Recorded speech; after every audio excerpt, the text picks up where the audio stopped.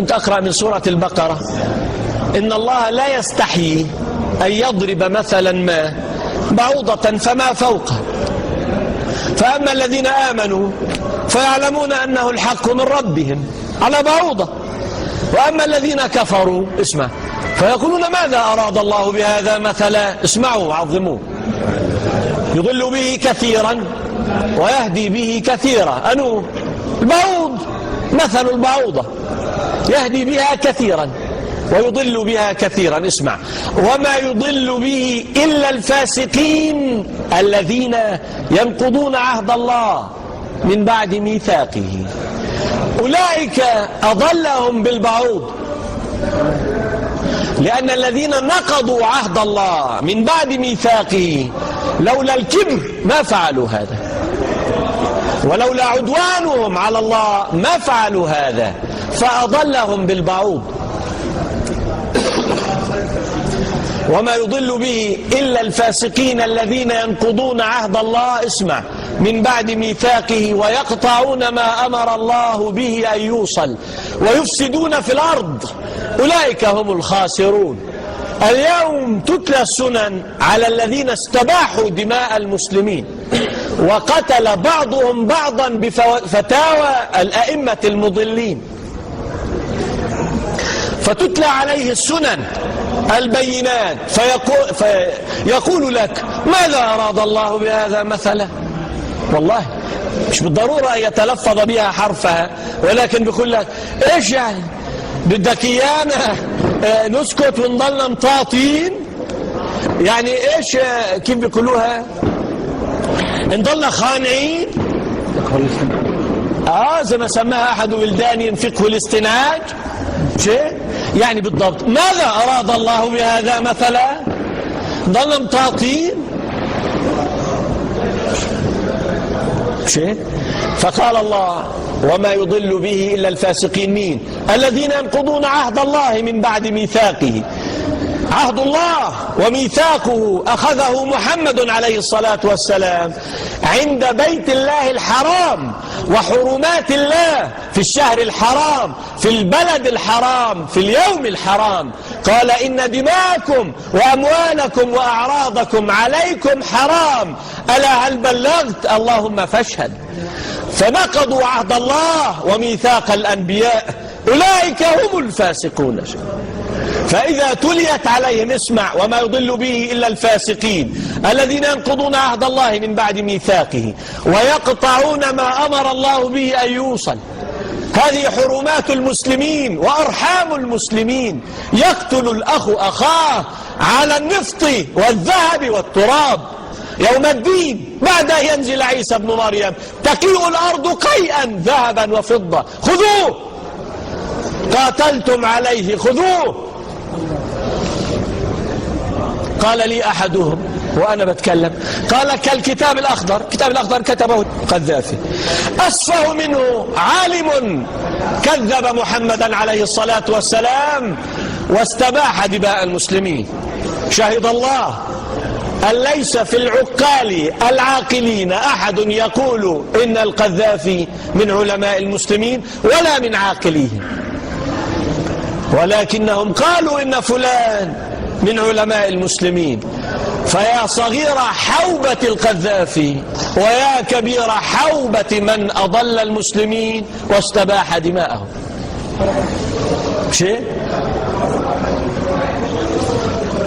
وما يضل به إلا الفاسقين الذين ينقضون عهد الله من بعد ميثاقه ويقطعون ما أمر الله به أن يوصل ويفسدون في الأرض، أولئك هم الخاسرون. كانت بلادنا ليبيا أليست بلاد المسلمين؟ في بلاد القذافي ولا بلاد مصطفى بتاع المجلس الانتقالي الخائن ابن فرنسا؟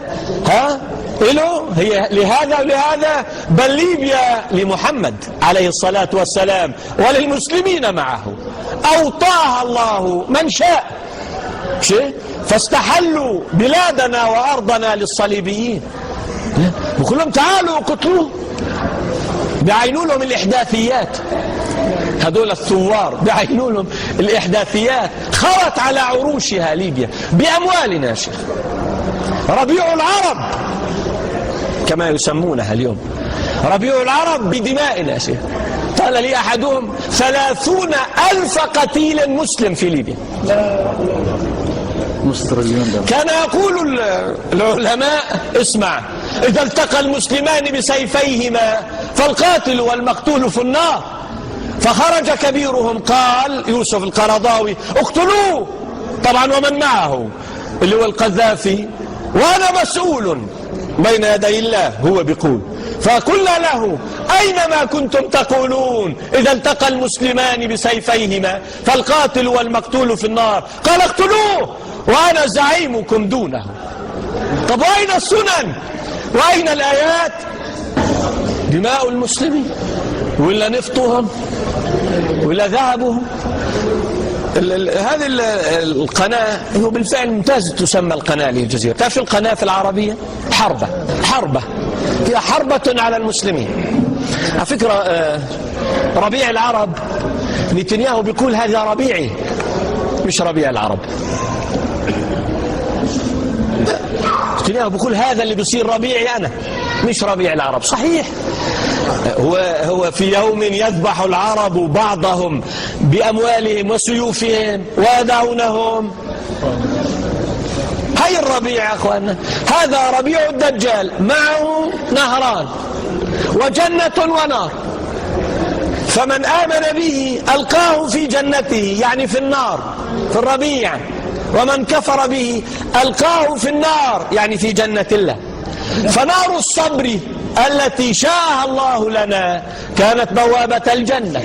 قال الله قال النبي الصبر ضياء، فيضيء لنا بصبرنا ويستضيئون بنار الدجال حتى يهلكوا. واضح؟ وين السنن يا اخوان؟ وين السنن؟ وين الآيات؟ طلع ليبيا، طلع بلادنا اليمن يا شيخ.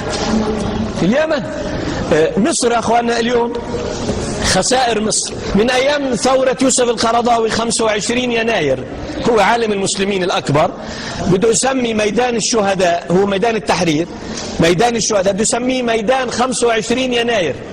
خلص سميه 25 يوليوس أحسن. شوف لك يعني فينوس يمكن أرتبي شوي من مرة، عزة فعل. فالبورصة من أيام هذه الفضيحة اللي صارت خسائر مصر في البورصة نحو من 15,000 مليون دولار، 15 مليار. هذا كان المطلوب يا شيخ، هذا المطلوب. اليمن الآن مغلقة على يعني أبوابها، ما في فكرك يعني وين الاقتصاد اللي بيسموه في اليمن؟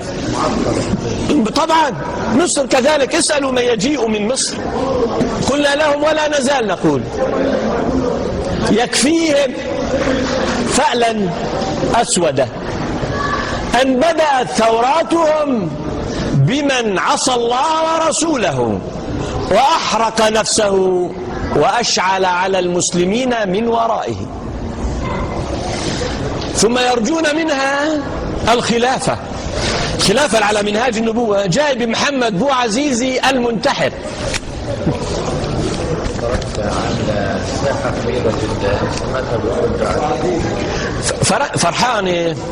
فرحانين يا أخواننا. ليش فرحانين؟ ربيعهم يا شيخ، ربيعهم. يعني أنا أعجب إنه الفرق الإسلامية والأحزاب يفترض أنها نخب. ما رأيت في هذه الفتن أجهل منهم يا أخي. واضح فرحة الغرب والنصارى كفرحتهم بالوليد، كفرحتهم بأبنائهم. فرحانين يا شيخ، مبين الضحكة والشدق العريض مبينين يا شيخ.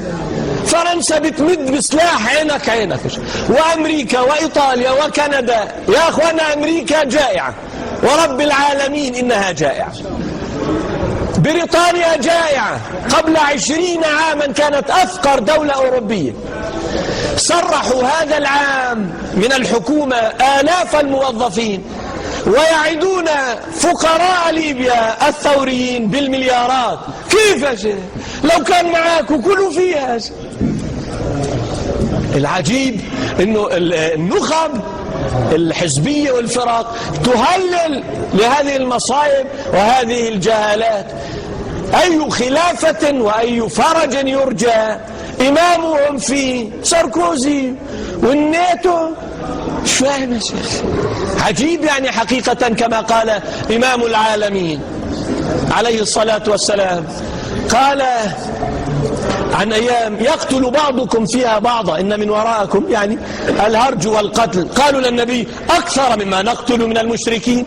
قال ليس بقتلكم المشركين ولكن قتل بعضكم بعضا. قالوا له وعقولنا معنا يومئذ. قال إنها لتسلب عقول أهل ذلك الزمان ويخلف له هباء من الناس يحسب أكثرهم أنهم على شيء وليسوا على شيء. اليوم سفيه البلد اللي بيقولوا عنه السفيه، بيقولوا يعني مش بيقولوا القذافي سفيه، صار سفيه الناس أعقل منهم. بيقولوا هو هذا ولا أحبه في الله القذافي. بيقولوا هذا آخرتها تموتون تحت الصليب. والله لو ماتوا صابرين لكان خيرا لهم يا شيخ، ولكان لهم على القذافي يوم الدين. كان لهم ما لهم صبرهم وما أخذ منهم. الآن جروا إلى النصارى وقتلوا، بيقولوا يعني يشفعون ويرتضون أن يقتلهم الصليبيون بالطائرات وقتلونا. بيقول لك معلش مسامحين حتى لو كان في أخطاء اقتلوا بس كمل للأمام. شو هالعز هذا؟ هباء من الناس يحسب أكثرهم أنهم على شيء. لولا الأئمة المضلون الذين ذكرهم الذي يوحى إليه عليه الصلاة والسلام ما جرى يا شيخ. مبين يا شيخ. عظموا الله واسألوا رب هذا البيت ورب هذا الباب ورب هذا المسجد، سلوه أن يربط على قلوبكم وأن لا يدع في دينكم لكم رأيه، وأن يجعل دينكم اتباعا لا رأيا ولا ظنا ولا شهوة. من كان له رب فليس له رأي، ومن له رأي بين يدي ربه شيطان. واضح؟ لا تنال الجنة إلا بالصبر، إنما الصلاة صبر. أليس قال الله تبارك اسمه وأمر أهلك بالصلاة واصطبر عليها. إنما الصوم صبر، إنما الحج صبر، إنما الصدقة صبر، إنما الجهاد صبر، إنما يوفى الصابرون أجرهم بغير حساب. ما أعطي أحد عطاء خيرا ولا أوسع من الصبر. قالوا لن نبقى خانعين، قلنا لهم لمن؟ إن كان لله ولرسوله فأعناقنا تحت قدم محمد عليه الصلاة والسلام حتى تقوم الساعة. إذا أرادوا أن يكفرونا نبينا بشهوات الملوك فلا. واضح عليش بقاتل يا شيخ. بيقولوا حرية ديمقراطية.